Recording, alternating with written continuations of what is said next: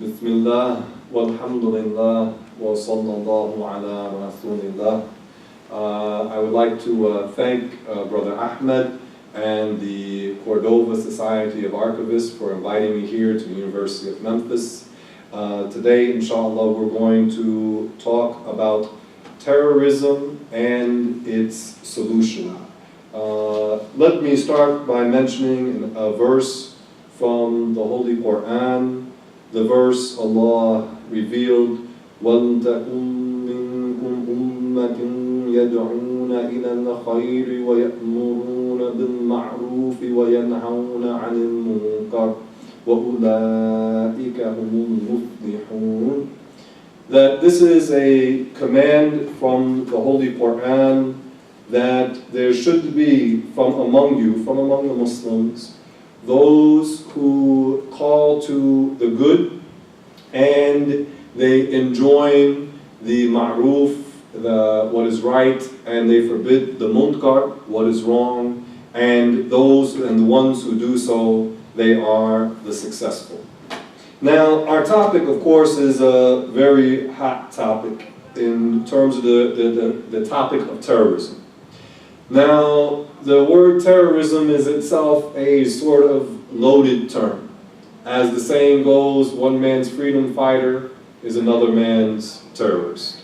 Now, putting that aside, I'm going to be, inshallah, God willing, talking about terrorism as it's understood, meaning, or let's say, talking about what I refer to as pseudo-Sunni extremism.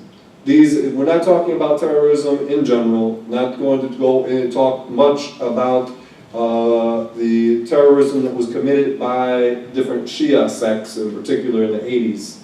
But in particular, those people who are doing these horrendous acts in the name of Sunni Islam. So we call them the pseudo-Sunni extremists. And we'll explain why we say pseudo, as in false Sunnis. In reality, for full disclosure, I'm coming from the perspective as a Sunni Muslim, as a traditional Sunni Muslim. Because a lot of times in the media, some of these extremist groups like ISIS, like al-Qaeda, they are labeled as Sunni extremists.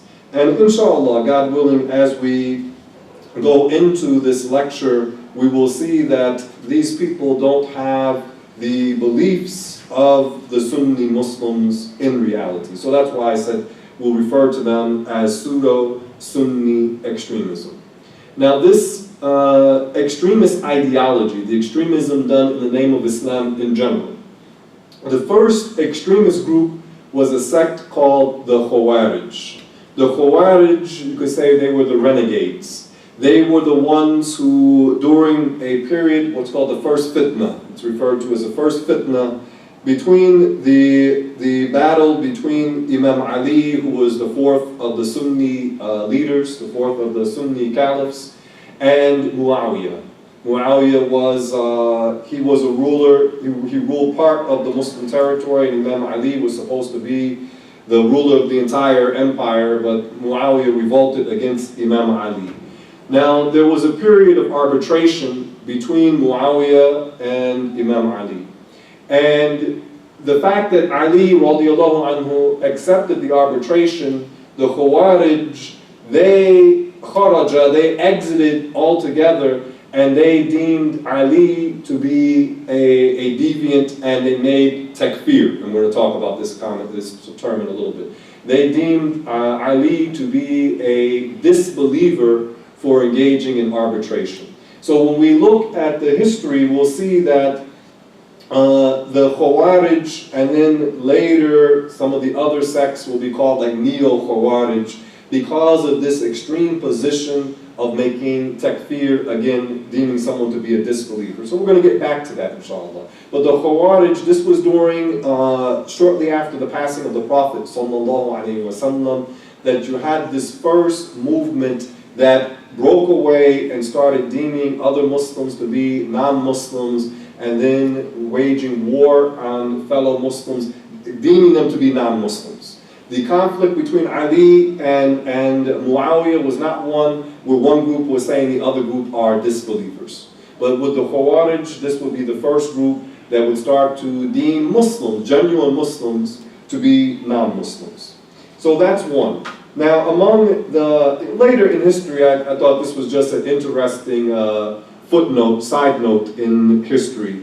There were the Hashashin, the term assassins. The term assassin, it is said, comes from this word in Arabic. What happened was there was an extreme group of the Shia called the Ismailis. And there was a sect among them that what they would do, part of their ritual, is that they would take some of their members, get them drugged out on hashish. And they would take him somewhere like in a garden or something like that. They'd have wine, they'd have women, and they would tell this person that if you kill such and such a leader, you will be able to return to quote-unquote paradise.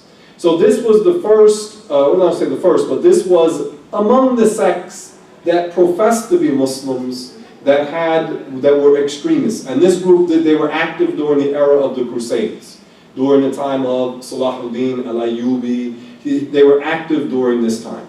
And they were also a great tribulation for the Muslims because these guys were fanatical. They believed that if I kill the ruler, then I go to paradise. So they would send them on these, basically, they weren't blowing themselves up, but they were sending them basically on these missions to go forth and assassinate various political figures. So this was just a side note. So when you hear the word hashish and assassin, it is said that these two words are linked etymologically, that they're connected linguistically. So that's just an interesting sidebar in history. So they, like I said, this group of the Ismailis, because they are still active. Now the Ismailis, they are also known as the Sevener of the Shia. The two major groups, or three, you have the Twelvers, which is like what is in Iran nowadays. The Twelver Shia, you have the Zaydi Shia, which are in Yemen primarily. And then also you have the Seveners, and they are a small sect.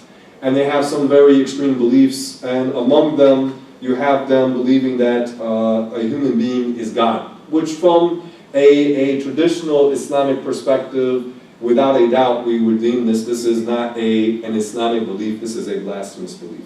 But the Ismailis are a small group, but they do have a lot of influence. They have, some of their members are phenomenally rich. One of their last leaders was one of the top 10 richest people in the world. I don't remember his name. So anyway, that's just a sidebar about the Ismailis and the hashish smokers.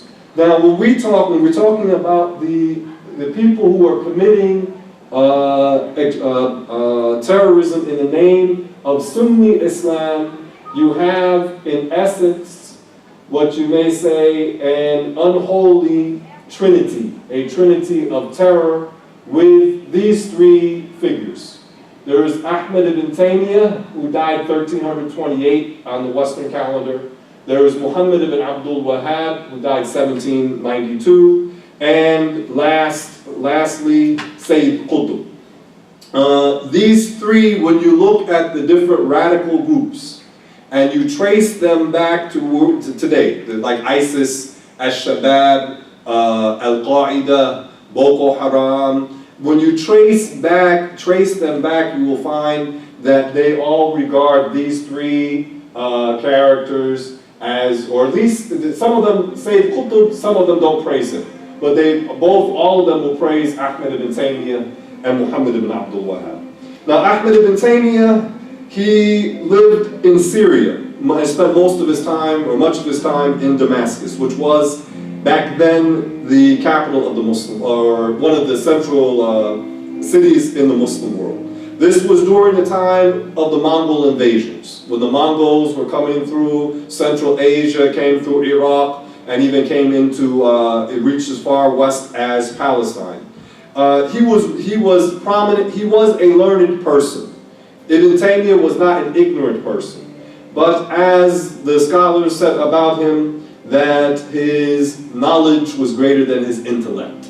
Meaning that he was somebody whose knowledge was vast. He was not an ignorant person, but there were things in his mind. He said odd statements and weird things, and also he had the reputation for being notoriously arrogant. He's the one that Ibn Battuta was among the famous traveler.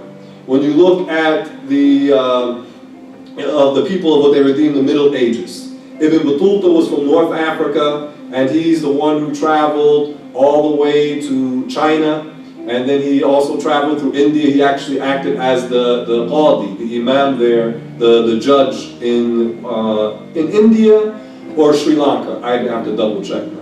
But he was a person of knowledge, and he also traveled into Central Asia. He traveled into Eastern Europe. He traveled across North Africa into Muslim Spain, and then he crossed the Sahara, and he spent time in the West African kingdom of Mali. So, and also he traveled along the east coast of Africa. So it's something like he traveled like 80,000 miles. He was a phenomenal traveler. So in Western history, you hear about Marco Polo, and he went from Italy to China. Ibn Battuta traveled a lot further than Marco Polo. Ibn Battuta, it's reported about him when he was in Damascus. He was at the masjid, and he said that Ibn Taymiyyah was speaking about the religious sciences, but there was something defective in his intellect. And he was on the minbar, and he started to walk down the minbar, and he said, Allah descends at night like I descend. And the people actually attacked him for saying this, because the Muslim belief is that the Creator Allah is not something with size, shape, form, not with dimensions, isn't something that moves from one place or another, because motion is still the properties of bodies and objects. And the Creator Allah Ta'ala is not a body, is not an object. Now, Ibn Taymiyyah, he was imprisoned multiple times during his life, and he actually died in prison. He passed different fatwas, which were in contradiction to the positions of the Sunni scholars. And so some of his sayings were to the point of even blasphemy, like saying that God descends, literally descends.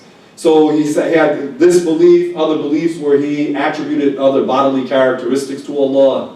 He is from the school of some people who claim to follow Ahmed ibn Hanbal, but they were literalists who distorted verses of the Quran, and as a result they thought that Allah subhanahu wa ta'ala was some type of bodily object, spatial being. And Allah, the Muslim belief is that the Creator absolutely doesn't resemble the creations. وَلَمْ يَكُنْ لَهُ كُفُوًا أَحَدٌ. That Allah has no equal and is beyond all comparison. So Ibn Taymiyyah, he died in 1328. Now the next character that comes up is Muhammad ibn Abdul Wahhab. And he was from Arabia, what is today called Saudi Arabia. It wasn't called Saudi Arabia during his lifetime. Now Muhammad ibn Abdul Wahhab, likewise, he was somebody who was astray from the Sunni traditional authorities. His own father, who was a scholar in the Hanbali school. If we talk about the Sunnis follow one of the four schools of Islamic jurisprudence. The school of Abu Hanifa, the school of Imam Malik, the school of Ash-Shafi'i, and the school of Ahmed ibn Hanbal. So Muhammad ibn Abdul Wahhab, he claimed to follow the Hanbali school. Now his father, he was a genuine follower of the Hanbali school. But Muhammad ibn Abdul Wahhab, he started saying things that were contrary to the teachings of Islam, contrary to the teachings of Ahmed ibn Hanbal. Now often in the books, meaning the Western history books, they'll speak of Muhammad ibn Abdul Wahhab as an Islamic reformer. And we don't refer to him as an Islamic reformer. He was somebody who deviated from the teachings of Prophet Muhammad sallallahu alaihi wasallam. One of the scholars of his time, his name was Ibn Abadin. And Ibn Abadin, he said about Muhammad ibn Abdul Wahhab that the Wahhabis, meaning the followers of Muhammad ibn Abdul Wahhab, are the Khawarij of this era.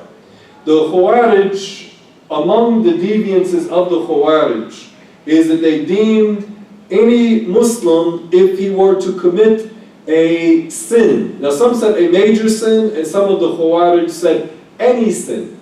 That if a Muslim commits a sin, then he becomes a non-Muslim.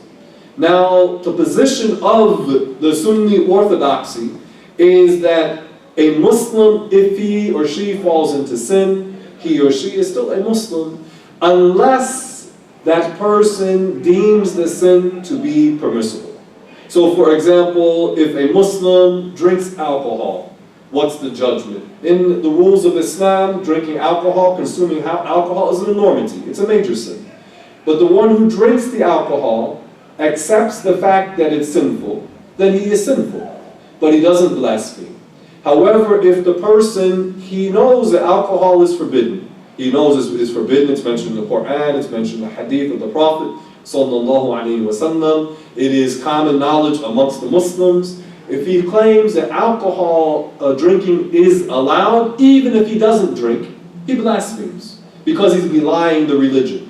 In essence, what is he saying? He's saying, I know that the Prophet taught that alcohol is forbidden, but I know better than what the Prophet taught. So if he rejects what the Prophet taught, sallallahu alaihi wasallam, then from an Islamic point of view, he cannot be regarded as a Muslim, because Islam is based upon submitting to that which the Prophet Muhammad sallallahu alaihi wasallam taught.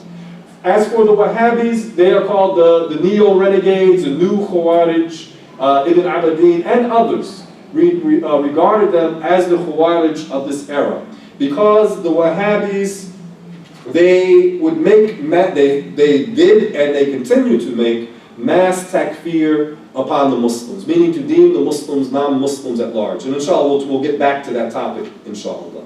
Now, Muhammad ibn Abdul Wahhab, he died in 1792. Now, his followers, they went on beyond, he was from Najd.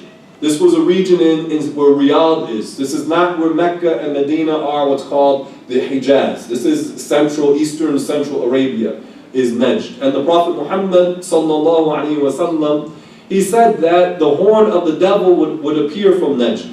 And if you know Islamic history, a lot of the tribulations have come out of this region. So Muhammad ibn Abdul Wahhab, he started deeming the people of that region, or the Muslims in general, to be non-Muslims. And Muhammad ibn Abdul Wahhab, what he did is he married into the Saudi family. So that's why the greater part of the Arabian Peninsula today is called Saudi Arabia. It's from this alliance in the 1700s between Muhammad ibn Abdul Wahhab, he and his family, meaning his descendants, they would be the leaders of the religious teachings. And the Saudi family, they would be the political leaders. So this is the origin of what is called the Saudi regime, and we'll get to update it till the 20th century, inshallah. But this is the basis of it. It takes place in the 1700s. And the Wahhabis, during the time of Muhammad ibn Abdul Wahhab, they fought the different people who opposed them in that region. Now, in the early 1800s, they went to the city of Karbala. This was in Iraq, and they committed a mass slaughter of the Shia that were there in the city of Karbala. In a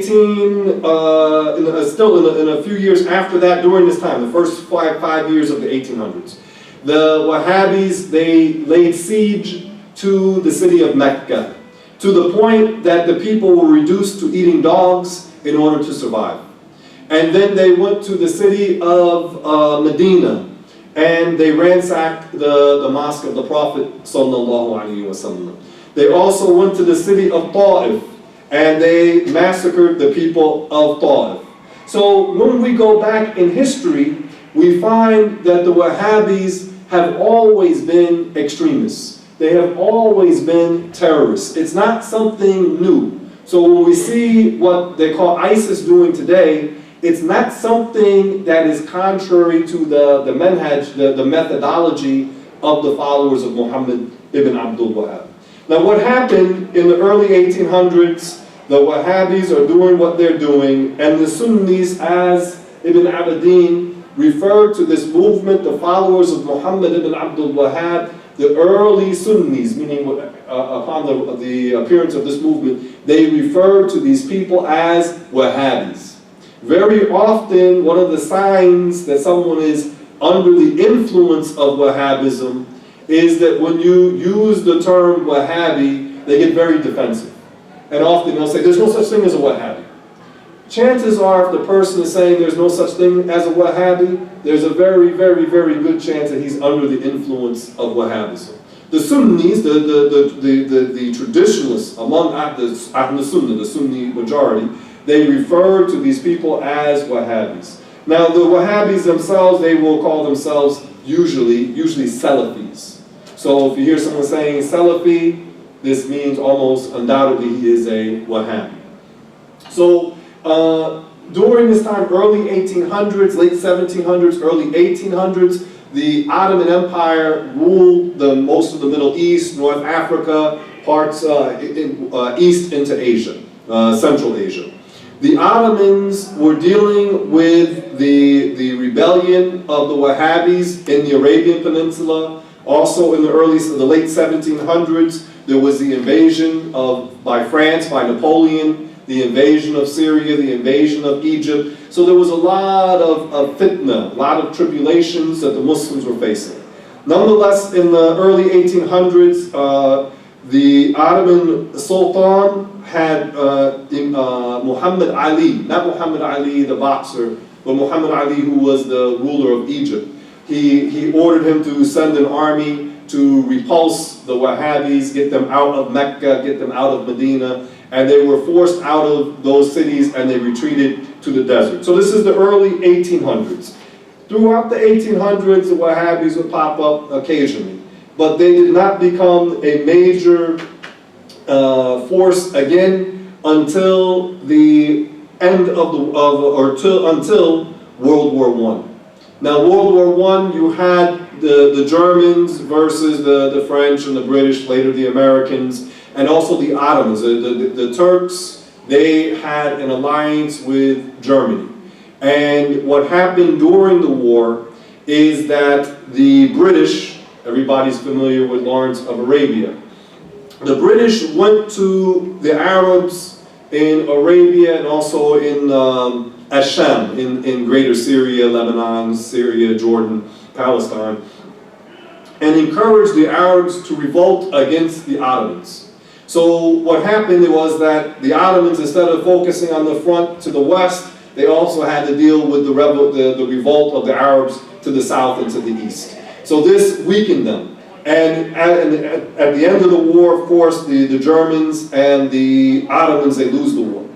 And then the Ottoman Empire is divided. You have what's called the Sykes-Picot Agreement, where basically the French and the French and the British, they decide how to carve up the Middle East. So this is where you end up now with later with Jordan and with Palestine and with, well, now Israel, with Syria. That division takes place as a result of the catastrophe during World War I. Now also during this time, the Wahhabis, there's a resurgence of the Wahhabis. This is now to the south, meaning in the Arabian Peninsula proper. So the Wahhabis arise. There was a group from among them called the Ikhwan. This is not the Ikhwan, what they call the Muslim Brotherhood, but this was a radical sect, a radical faction of the Wahhabis coming out of Arabia, meaning what is now Saudi Arabia. Now they fought, they slaughtered, as they are prone to do, and eventually the Saudis end up taking the Arabian Peninsula, meaning most of what is today Saudi Arabia. So then in the early 1930s, you have, with the help of the British, you have the founding of Saudi Arabia. So this is in the early 1930s. In the same decade, they find petroleum in Arabia, in Saudi Arabia. So what's the consequence? You had this fringe ideology, meaning this Wahhabi ideology, which is a fringe ideology, that with the finding, well, with the help of the British, the Saudi regime takes over most of the Arabian Peninsula, including the two holiest sanctuaries, Mecca and Medina. So the custodians of the two holy sanctuaries are what? Wahhabis, meaning this Wahhabi regime. And then you add to it the finding of the petroleum. And then the Wahhabis, the Saudis, they become phenomenally rich. So with the oil revenue, then the Saudis are able to crank out millions and millions and millions of books, build up infrastructure, invite people from all over the Muslim world and beyond to come and study in their institutions, like the University of Medina. The University of Medina is a Wahhabi institute. It is a Wahhabi training camp. So this is what happens. So now, very often, if a person wants to learn about Islam, certainly pre-internet era, the books, you go to a bookstore, the books that were high quality, meaning from a publishing point of view, meaning good paper, good binding, you would find these books are coming almost without a doubt coming out of Saudi Arabia. So this is how the Wahhabis planted their seeds all through the Muslim world and beyond. I mean, there were people here in America. They would come to inner city mosques and they would say, who wants to come and learn about the religion? Now, if a person doesn't know the history, doesn't know the background, I want to go learn about the religion. Logically, where would you go to learn about the religion? You would go to Saudi Arabia.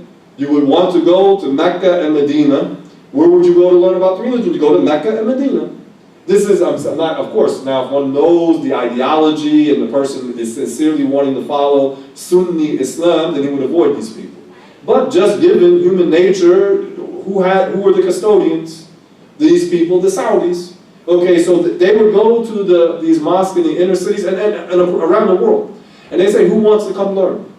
They pay for a full scholarship. They were giving out scholarships for people to go learn. If you were married, you could bring your family along. And you'd be able to go there and learn 4, 5, 6, 7, 8, 10 years, however long, and then come back to America and then astound the people, because you're talking 70s and 80s, a lot of the people here who were searching for Islam. Traditional Islamic scholarship in the English language was extremely difficult to find.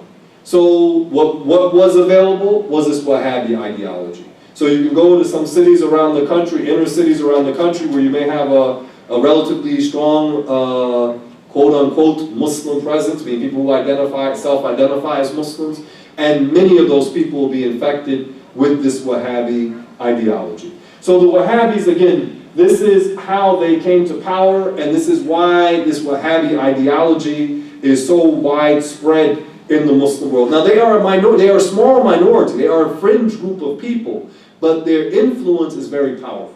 Their influence is very powerful. So don't get the idea that most the Muslims are Wahhabis, because that's not the case. But the people often who tend to be active, like in the West, whether in the US, in Canada, in England, many of the people who either they are converts or they are what I call 2-gen, meaning second generation youth, the sons and daughters of immigrant families. Often what is available to them, what has been, I mean until recently, what has been available for them to learn about what they think to be Islam has been the Wahhabi ideology. Now, the third notorious character in our trinity, if you wish, is Sayyid Qutb. Sayyid Qutb, now he's a little bit different than the Wahhabis. Now the Wahhabis, backtrack very quickly. The Wahhabis draw their inspiration off of Ahmed ibn Taymiyyah. So although there's 400-year gap between them. Ahmed ibn Taymiyyah dies 1328. The Wahhabis, their rise takes place in the 1700s. So there's 400 years that separates them. So just keep that in mind. Now Sayyid Qutb, he's a bit different. He was from Upper Egypt. And Sayyid Qutb, he grew up in a conservative family.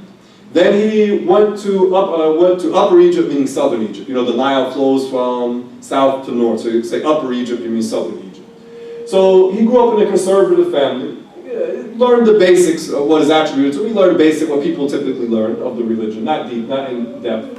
Then he was educated, got his secular education in northern Egypt, in Cairo and other places. And what happened with him is that he was sent to, he went to America. he was involved in education, meaning in education itself. And he wanted to learn about the American education system. And he came to the United States, and he was in Colorado. He was learning at one of the universities there. And it was in America that he became radicalized. He became radicalized because of the influence, or not because of the influence, but because of his experiences here. As you can see, although for the Afrocentric people out there, he is, by American standards, he's a black guy, as many Egyptians are, okay? So he got called the N-word frequently while he was here, not surprisingly. And this, he saw the racism in American society. This was one of the big put-offs for him. And the other thing was he saw, even this is in he came to America in 1948, 1949. He was here for a couple of years. He saw the racism in American society because, again, he got treated as a black guy. I mean, as many African Americans, anybody who looks like him would be treated in America at that time. And also he saw what he deemed to be, and which most Muslims would deem to be, the moral decadence of American society. So he saw that, and he was basically disgusted with it. So he went back to it, and from that he wanted to become more religious. So when he came, when he got back to Egypt in the early 50s, he joined the group called, they're called the Ikhwan al-Muslimin, what is known as the Muslim Brotherhood. Now, the founder of this organization, Hassan al-Banna, he was not like the people that would come later. He was, basically, it was like a charity organization. They wanted to teach people. They saw the Muslims in Egypt, this is in this time, the 30s, the 40s, the 50s. A lot of the people are being influenced by the secular ideas from the British. So he wants to preserve the Muslim culture, the Muslim values, and the knowledge of the religion. So they have an organization which is like a guild, if you wish, a brotherhood. So the people could come, they could learn the religion, so that they could provide services, social services to the people. So that was Hassan al-Banna's objective. And then later it became more and more politicized, especially after the time of when Sayyid Qutb became a more prominent member of the organization. And I don't want to go all into details about that. But Sayyid Qutb, he took a position of extreme takfir ideology. And we're going to talk about that in a minute. Now, what happened is we mentioned the Wahhabis. And they had their strains, and then you had Sayyid Qutb. And then you had, figuratively, you had the marriage between the ideology of Sayyid Qutb and the ideology of the Wahhabis. So when you had this marriage of the extremist Qutbi ideology, the followers of Sayyid Qutb, and the ideology of the Wahhabis, then you get al-Qaeda, with bin Laden and then other people like that. And this ideology came as a result, it sprung out of what happened with the Wahhabis during the war of the Afghanis, or what they call the Mujahideen, against the Soviet Union, which also, of course, had the support of the